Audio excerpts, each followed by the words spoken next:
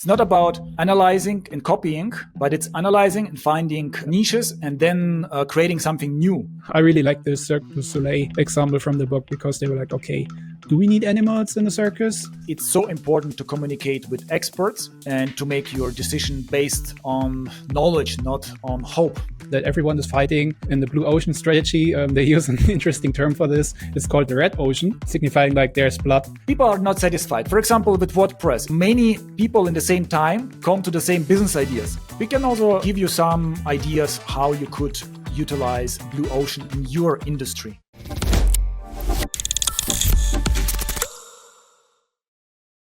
Hello and welcome to another episode of Masterful. Today is our 10th anniversary and we are gonna celebrate another anniversary, the 20th anniversary of the Blue Ocean Strategy. This is what we are gonna talk about today. Will, can you give us a quick introduction to about the Blue Ocean Strategy? Whom is it for and why is it important? So this is my passionate topic because it makes entrepreneurship so much easier.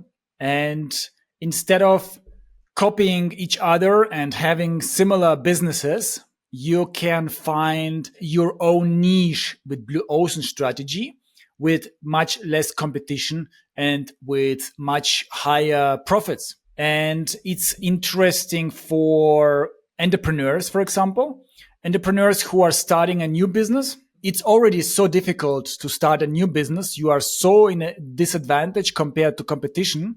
They have their funds, they have their experience, and you are here to start to compete against them. So you need something special. You need to attract the target audience that is unsatisfied with current market situation. But it's also interesting for entrepreneurs or companies who are already in business. Because sometimes so many businesses, they might think about oh, I have been doing it for quite some time, but it's stagnating, or even worse, it's going slowly down. The competition is fiercer, the demand is lower, and I'm just struggling in a spiral, in a vicious cycle. Also for freelancers and agencies, because on markets like Upwork, you have so many similar freelancers and agencies. And by choosing the right niche, by positioning themselves in the right way, they could have a much easier way to find new clients. Cool. Interesting. So this is the Blue Ocean Strategy is not just for entrepreneurs who want to start. It's also for bigger companies and also any kind of business, right? Yeah, absolutely. I think you always need to adjust to see if you are going in the right direction. The danger is also if you're doing something for a very long time that you get kind of blind for everything else. And for you, it's just the standard. What you're doing is the right thing. But then if you look a bit outside from higher perspective, from a bird perspective kind of thing, then you realize, oh, there is much more potential. With all those experience and resources, with a small adjustments, you could make your life so much easier. And the Blue Ocean Strategy is giving you frameworks and tools to get from I want to start a business, or I want a better niche, from the idea to really finding your niche, finding your target audience and attracting the target audience in the right way. And also to create the right type of offer. Because oftentimes companies spend a lot of money for certain things which don't actually are needed so much by the target audience. So they are not very important, but the clients have to pay for that. And if you use the Blue Ocean Strategy to analyze all of this, you might realize, oh, I can actually reduce the price without sacrificing my profits and quality.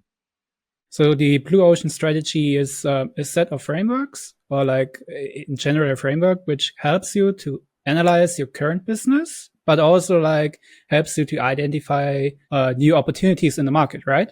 Yes, exactly. We can do some examples so that our listeners understand what we are talking about. For example, canva.com. Before canva.com, there were two options or two types of options for people who wanted to edit images. Photoshop, which is very expensive and very complicated, has all the professional tools. It was clearly targeted to professional users who are like designing every day. But if you are just a casual user, you don't need all those features and you don't want to pay for all those features. And on the other spectrum, there was Paint, Microsoft Paint, for example, and it's too simple, too basic. So Canva.com realized those people, casual users, are actually would like to have a bit more professional image editor, but not as like complicated as Photoshop. So they created a very easy to use editor,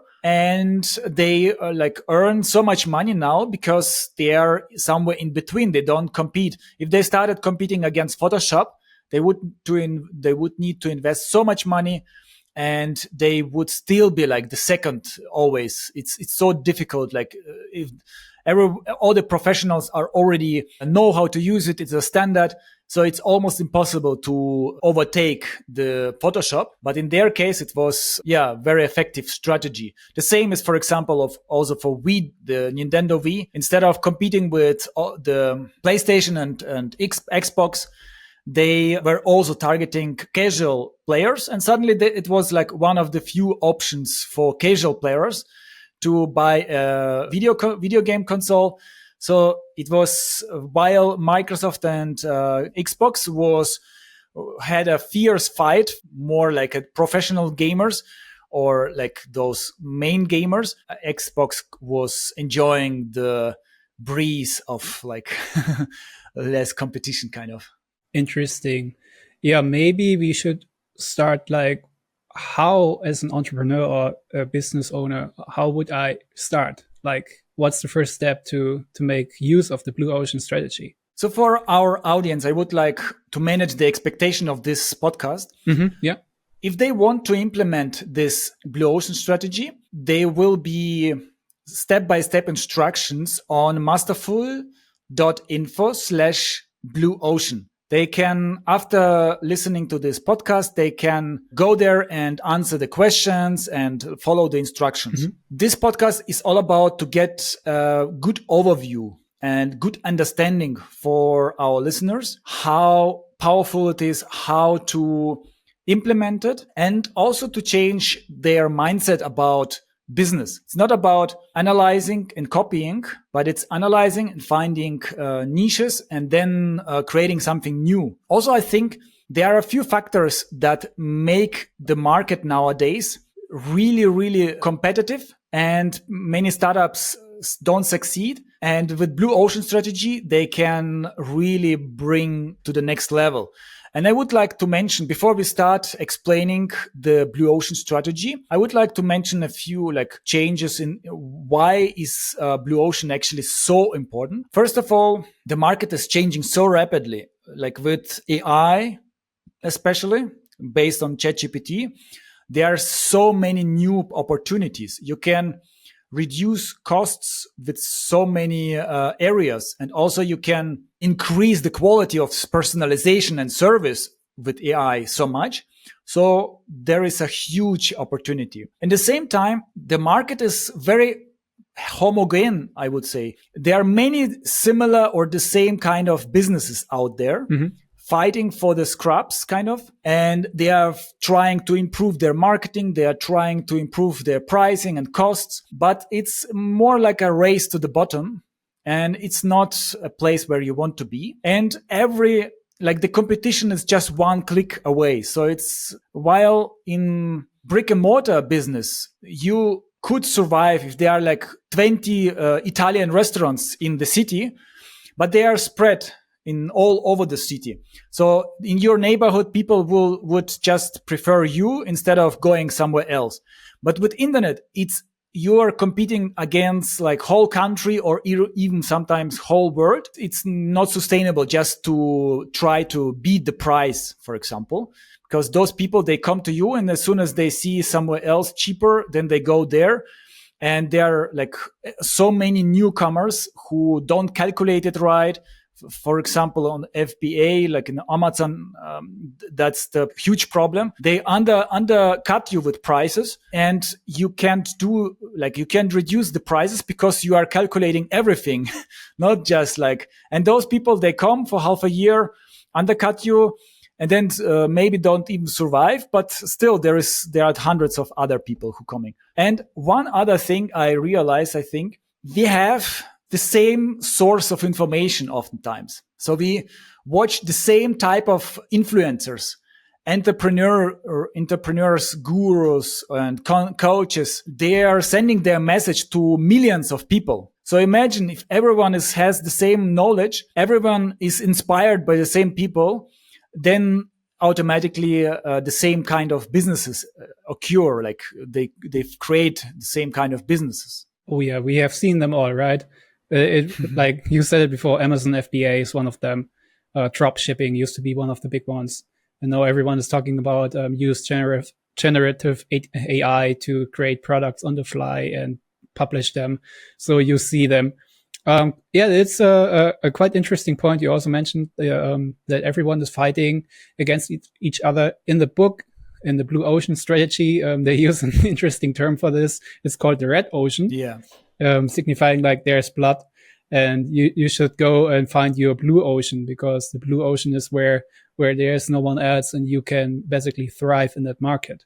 Yes, exactly. So to make this point, like the strategy, vivid and understandable, I would like to imagine that you want to start a new business.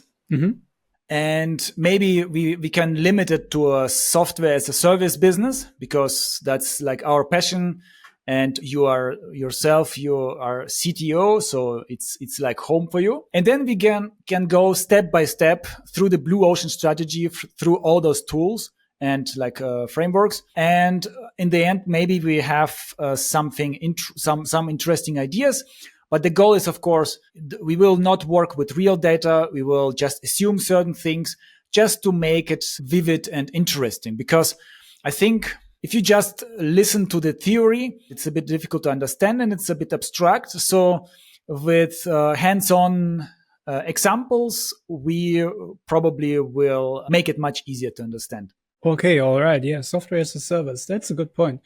Where should we begin? Maybe we can stick to an industry we are quite too familiar with. Let's say we want to build a software as a service company and offer a content management system for other people. Where should we start? I mean, a CMS, short for content management system, there are plenty out there, right? All of you guys, girls, you definitely should know WordPress. Should we use that as an example, or is it already too red? That's actually a good point. You realized, like your first question was like, where should I actually start with finding the business idea? And I would tackle that explain that a little bit, the view on that. On the one hand, you can choose something that you are familiar with, something that you really enjoy. It has big advantages and big disadvantages.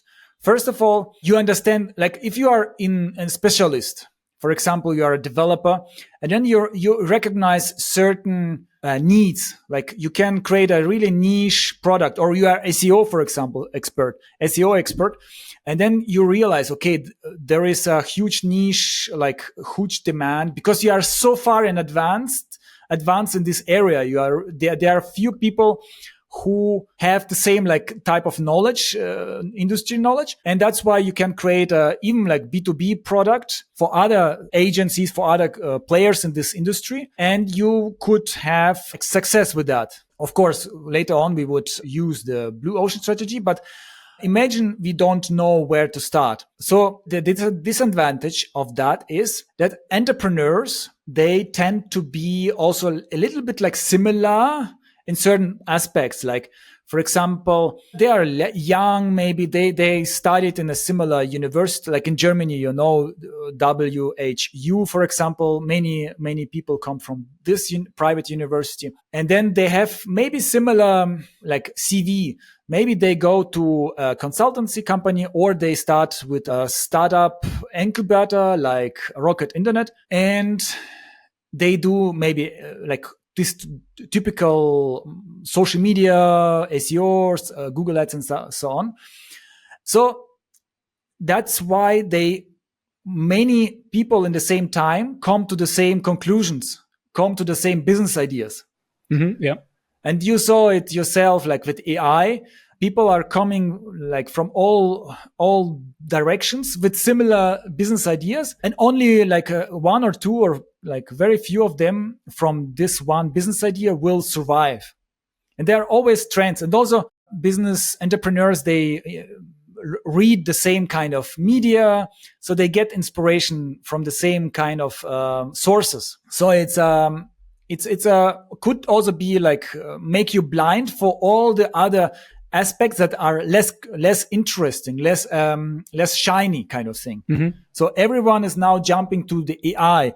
Maybe before, like it was cryptocurrency. It can work, but you have to imagine, if you are using like the main idea that bothers many, maybe developers, maybe marketers, then in 1 year and 2 years, you have maybe 100 competitors fighting for the whole world. And only there is maybe space for 1 or 2 competitors in this particular like niche. So the chances are not that high. Maybe not even 100, even several hundreds. So on the other hand, you could also go wider and try to do it systematically. You could, for example, we have this list with you of over 100 tasks that an entrepreneur has to do after launching the startup, and then like with founding investors and so on. So you could go through all of those points and just like think for yourself, and maybe also do some research. What is the biggest issue? Where do they spend the biggest like amount of time and money? Where they are the most unsatisfied, and so on. And suddenly you realize, oh, there are actually a few things that are unmet. Like there is not a good solution yet. Yeah. Or you could also do a small research. For example, you could analyze reviews on Trustpilot, for example, in certain companies. What are they unsatisfied with? For example, if you know, okay, I want to target entrepreneurs like B2B, then you can find some companies that are already really big in this sphere, and then see what people are unsatisfied. Maybe Trustpilot, maybe on their on Google reviews and so on. And that can give you some inspirations. Also, of course, there are new trends. And like with AI, for example, with AI, you could also go through all of those points, like 100 tasks. Or you could say, okay, let me see the average basket. Like what do consumers on average spend for certain things? And then you think, okay, there is a ton of money in this area. How can I improve that? Are the people unsatisfied? So you can structure that. And then as soon as you realize, okay, I want in this area, it seems like there might be some potential, because like people are not satisfied. For example, with WordPress, many people are not satisfied with WordPress. So there is room.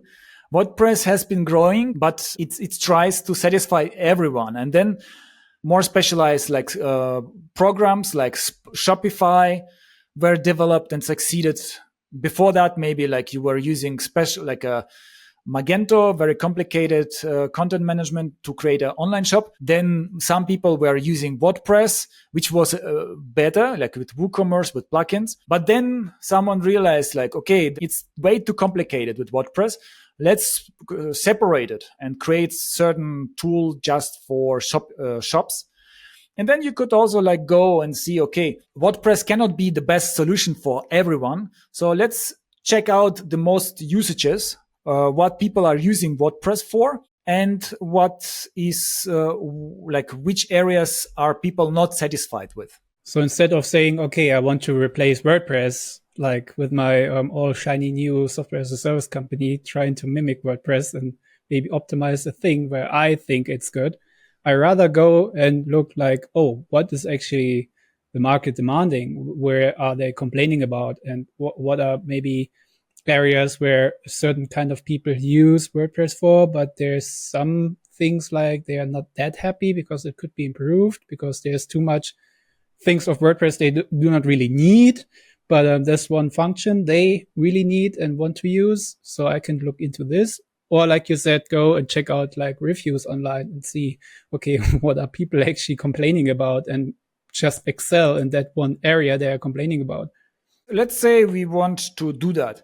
And the Blue Ocean strategy has certain tools to like systemize this approach. I will explain them shortly, and then we can see if we can progress in our WordPress competition solution. We haven't prepared that example, so it's improvised. So let's see how far we come and how well it works. But of course, if you do it at home, you have much more time to think and to do some research. So the first step is, as you said, like market research, classical market research. I mean, what classical? I don't like this word, but typical market research. It contains like you can interview your clients, you can interview your prospects, like target audience. You can just go into communities, for example, WordPress communities, and see what they are complaining about and so on. You can also go to reviews. For example, there are main plugins and they have reviews. Like WordPress has a directory of plugins and templates. They have many reviews, but also like maybe some famous WordPress developer agencies, they have reviews, or WordPress hosting like Kinsta, WPM engine. And if even they have like certain criticism and they are really specialized in that, you can imagine that there is so much more potential from average provider, like hostings that are not specialized in WordPress, are not fully managed. There will be so many more issues. Also, maybe searching for questions around WordPress. Maybe there are similar questions over and over and over again, and then you can find some solution.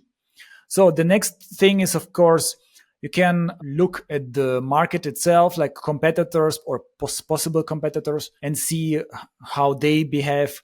For example, there is a tool that translates your WordPress into several languages, and it's pretty expensive and it's not user friendly.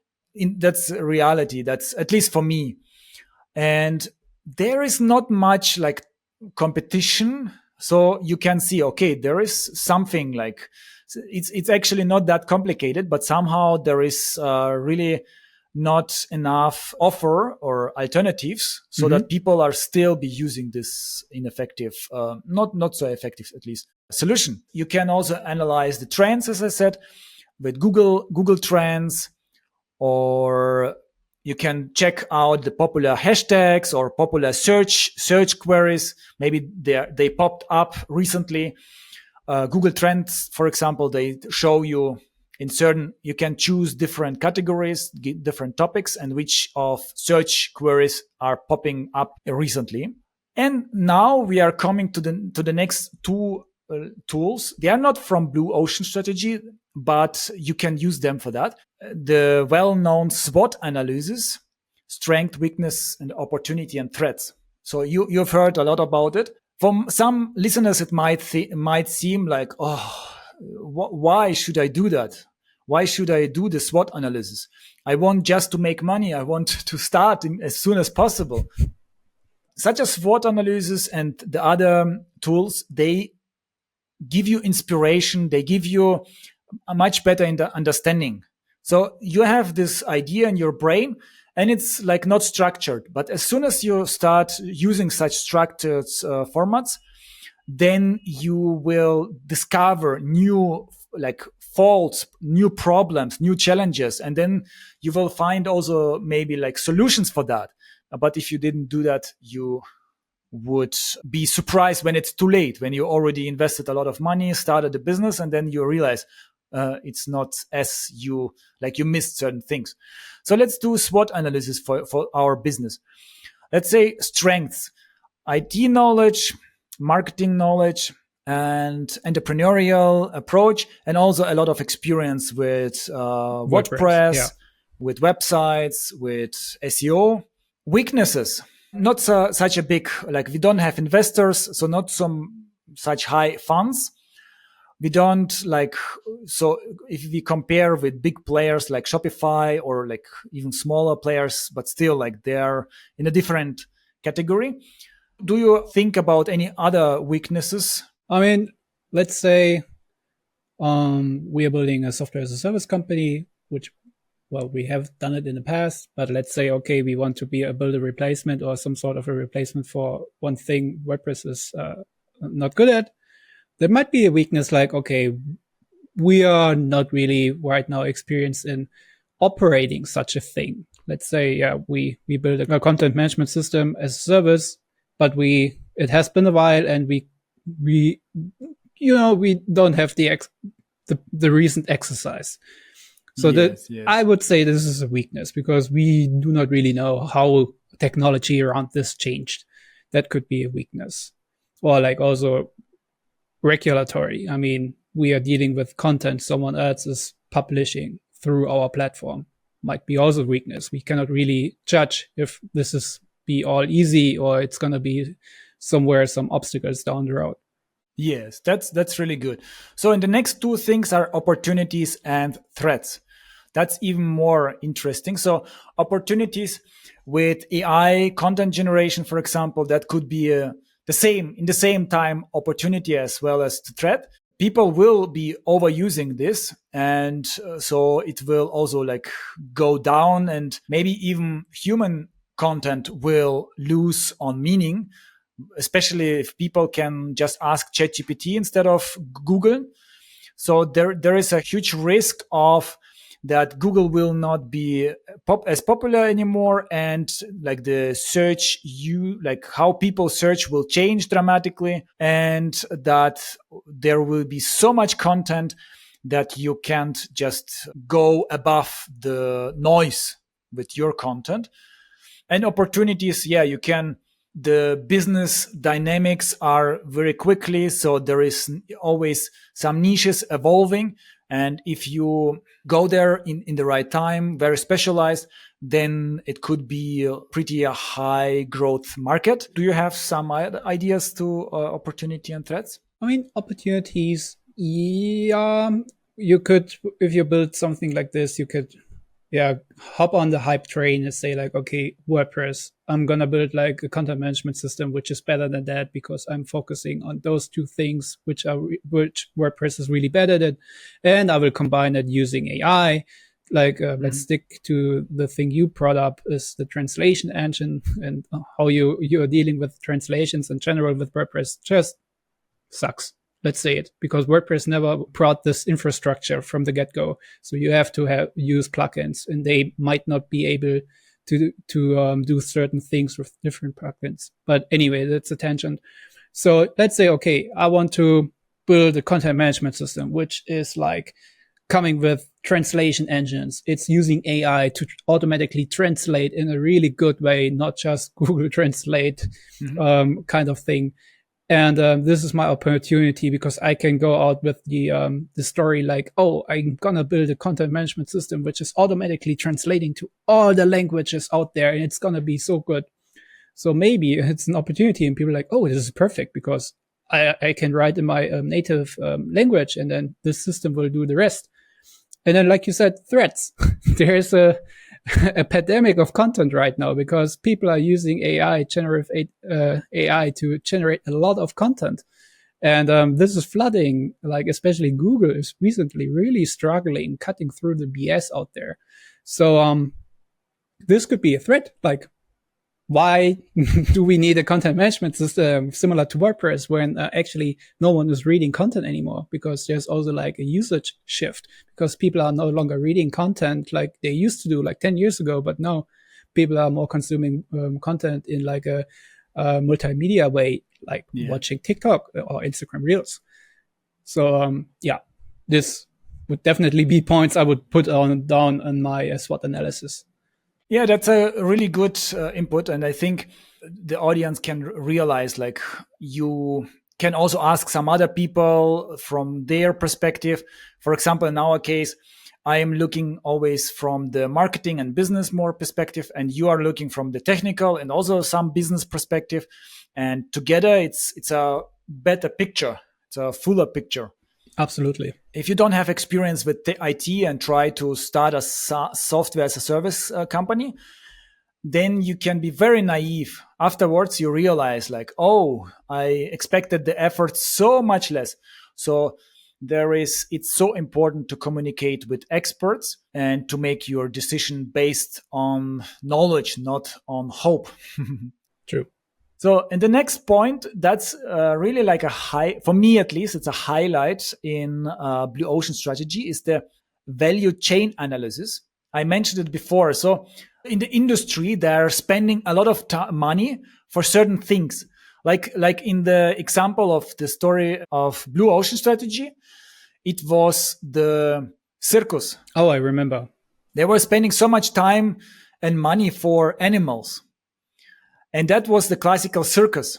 But then Cirque Soleil did the Blue Ocean strategy, and they realized actually people don't find the animals so valuable for them. And some people even don't, like, it's a negative. If they are animals, they don't want to go there because it's like, cruelty a little bit. So by removing animals, they could save so much money and add maybe some other things that we'll discover it later.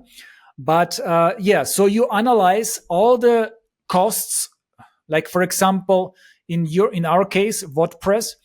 So what is the biggest like cost and effort? You need to update your WordPress website. You need to create content. You need people to onboard it. You need, for every feature, you need a plugin or developer to develop it, and so on and so on. And then you write it down as far as you go. Like if certain information, maybe you have to just think, like assume. And then you realize, wait a moment, actually hosting is not the problem, but maybe whenever someone is hacked, then it's huge. It's like $10,000, for example, because your website is down for 1 week. The developer needs to spend a week to find the solution and so on. And you realize that's the biggest problem, the biggest value. And that could be interesting. But in the same time, maybe there are certain other things that are not very relevant.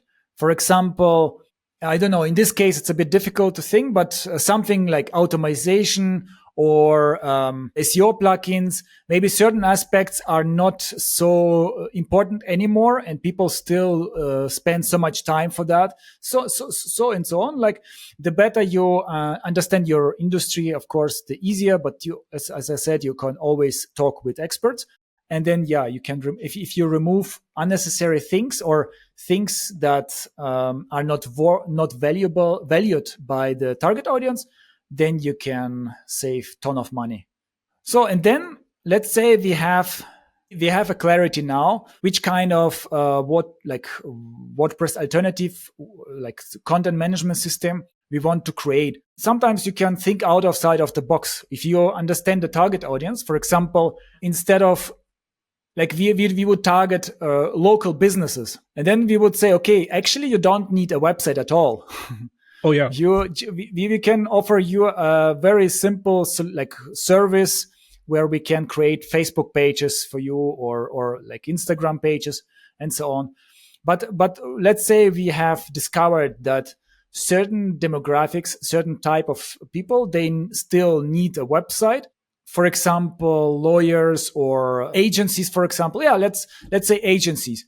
They have to create websites for hundreds of clients. And with WordPress, there is like a couple people who are just busy updating and fixing and all those things with all of those 100 websites.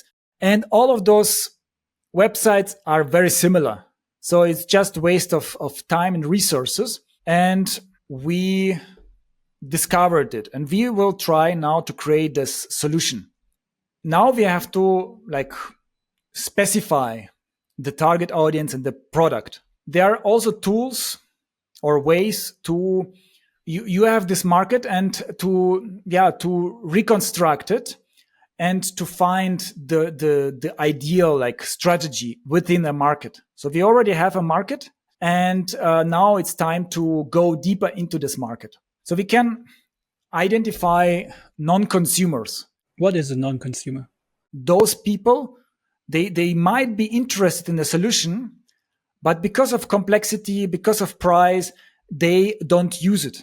For example, spreadsheet. How many people are using spreadsheet instead of a content management system or accounting software or something like this, Oh yeah, also classic task management tool.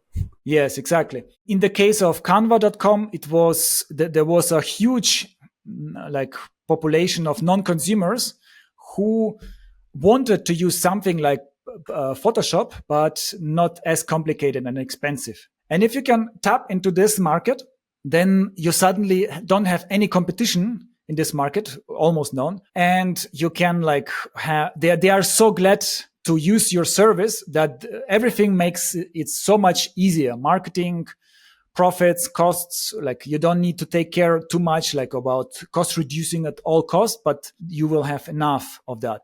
In our case, I don't know what could be a non-consumer.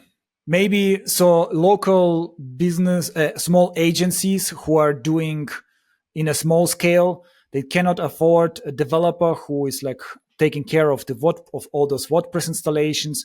So maybe they are using HTML or Wix.com, for example, which is not made for hundreds of websites. Yeah, that's actually a good example. Or they use WordPress, but actually a better example, maybe they have let's say 100 customers and they have 100 WordPress installations all over the place. Yeah. And it's always, like you said, a specific type of customer. They don't have high needs. They don't really need a full-fledged website, but it's always the 3 points they have: a Google Maps integration so people could see where they are, a few pictures, some content, and a contact form, for instance. Although in this case, those are consumers. If this agency has those 100 websites, it's a consumer already. But for example, let's say there is a online marketing agency, and they don't, whenever someone asks them, I need a website, they always refer to a competitor, not competitor, but to another agency. So they don't earn money, or maybe a very tiny money. But because they don't want to hire developers for WordPress, they don't want to be responsible for WordPress because it's so risky and complicated. So in this case, this is a non-consumer. He doesn't use WordPress yet as a solution, as an offer for his client. But with our solution, if it's suddenly very simple and very user-friendly, they suddenly can create with a few clicks the website. Mm-hmm. And suddenly they can increase their revenue 30%, for example. Maybe after this call, we will decide to make this kind of software. Who knows? So also you can learn across other industries. Certain areas, certain industries, they are more advanced. For example, as you already know from our last project, health industry is really overregulated. So their privacy, GDPR and regulation standards are on a very high level. So if we look at such industries and we see how they are managing it already, we can use it for other less regulated maybe industries. Some other areas, for example, they are not allowed to use Google Ads. So they have to be really, really good in SEO. And there you can also learn from those industries. How are they doing? Because they are other companies, they just pay some money for Google Ads and Meta, and that's it for them. SEO is not so important. But for this kind of CBD, for example, and all these other industries, they rely only on SEO, and then you can learn valuable lessons from them. Yeah, let's say we would talk to an expert from gambling industry, for example. How do they do their like SEO, or how do they manage many websites? Because of course they have also like many satellite websites that they are linking together. We would see the best practices of managing many websites. Maybe they have internal software already, and they are because it's worth it. They have enough funds, so we could learn so much from them without like inventing the wheel a second time, kind of. Then you can also just offer more value by partnering with others. For example, Upwork is partnering with Zoom and with certification company, and it's like embedded. And this like certification company, it's suddenly has so many clients, and it gives so much value, so it stands much higher above the competition who don't have this partnership. So you could also do it vice versa. Like in this case, this startup with certifications is using Upwork as a selling channel, but you could, for example, connect different services in your business. For example, in our case, we could connect Stripe, but like with a few clicks to accept payments. So we wouldn't need to create it from scratch. Like school.com, for example, where we build our community, they offer a very easy few clicks implementation of a payment system. And they didn't need to develop all of that, because Stripe is already offering that, and they just made it easy to connect. A lot of value without much effort. Yep. Also, you could try to find new demographic, like new customer segments. That's also like non customers maybe, or you could specialize in certain. They don't need to be non-customers, but for example, you say, okay, I want to specialize in some cases, for example, students or teachers or certain industries, health industry. And suddenly you tackle a specific target audience, and you can, of course, become the number one to go place for this specific target audience, because all the messaging, all the offer, the product is built on this particular target audience that other like competitors maybe don't specifically target. Like WordPress, for example, they don't target specific anyone, or Wix.com. But in our case, we would say, okay, we want to target agencies who just are starting out, for example, or thinking about starting out, for example. And also geographically, you can say, okay, the market in Germany, for example, is overrated, too much competition. There are already solutions. Then you create maybe a solution for Romania and Bulgaria in their native language. And suddenly you have much less competition and much easier. Interesting. Yeah, good idea. You can go beyond content management system. That's also, you have to think about, like, what does the client actually want? He doesn't care if it's like content management system or if it's just a HTML website. He needs a website, in our case, like many similar websites for their clients, to develop them quickly in a beautiful design and to be able to manage them and sometimes make some changes. Ideally, the client of the client can change certain things because he cannot break anything. And also you can combine maybe with client management. For example, you have a whole interface where you manage all your clients and you manage their websites. You can click on each client and have see which websites they have, or you can even update across all clients. For example, in our case, there is a new legal notice rule, and we have to change one small thing on all legal pages of our websites. So in this case, you could just go across all clients. Yeah, I think what I'm learning or taking away from this is you shouldn't constrain yourself to a certain thing. Let's say, okay, we were talking about WordPress content management system, but what is actually the real pain in the market? And then step back and say, like, oh, actually, it's completely different, and no one is really tapping into this. This is what I'm hearing. Like, don't over obsess with the one thing you already got on your mind. But step back, try to understand what the market's actually doing, and using the also like market research. You mentioned it before, like the reviews, the what are people are complaining about, what are people actually using, and then suddenly you see a completely different pattern emerging, and then you're like, wait, and who else is in this market?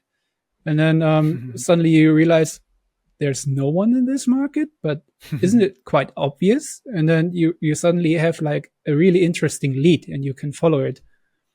Absolutely, absolutely.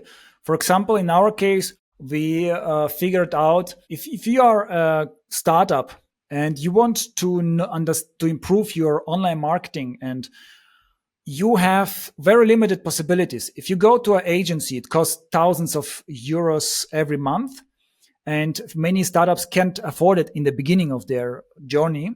If you do it with freelancers, you need to know what exactly should they do. You need to know which kind of freelancers, which kind of marketing channel you need to choose. And if you do it yourself, then you have to learn people who have like 10 years of experience. You have to do it like in 1 year. And so you will make a lot of mistakes. You will even not know what you made wrong because you don't have you only have one project. If agency works with with like tens and hundreds of different projects, they learn from all of those and they have so much like empirical data. So we decided to target exactly those people who can't afford the proper agency in our school community at masterful.info/school community. We created this kind of step-by-step instruction, and then people can always also ask questions in the community. And with that, they can come quite close to the optimal marketing strategy. And then if they need some help, they can always ask us to consult them or to execute certain things like conversion tracking setup or something like this. So that was also for us a big game changer. Instead of being another Google Ads agency or online marketing agency, very replaceable, and people are looking at the cost, we created so much value for those entrepreneurs. They are really glad to work with us because they can achieve much better results. So in general, you can do four things to create a blue ocean strategy. So after you did all this research, you can create an offer that is so competitive because it meets the demand and needs. And those are eliminate, reduce, raise, and create. So you can eliminate everything that is really not important for the target audience. You can reduce certain things that are also less important. Like you don't need to focus on certain things. And by the way, because of reducing and eliminating, you can also improve the usability. So it's easier and more intuitive to use your tool or your offer because you focus on the most important thing. And then, of course, you can raise and create. So you can, in certain aspects, you can improve the quality. You can really bring it to the next level. In certain aspects, you can even create completely new things. You can add some new features or new functionalities. Like I said, everyone is thinking about content management system, but suddenly you created a customer relationship management with a content management, which is reduce the need to buy content management system separately or using spreadsheet, for example. So suddenly you created a really perfect, no, not perfect, but some kind of ideal product for the specific target audience. So that's about it, about the blue ocean strategy.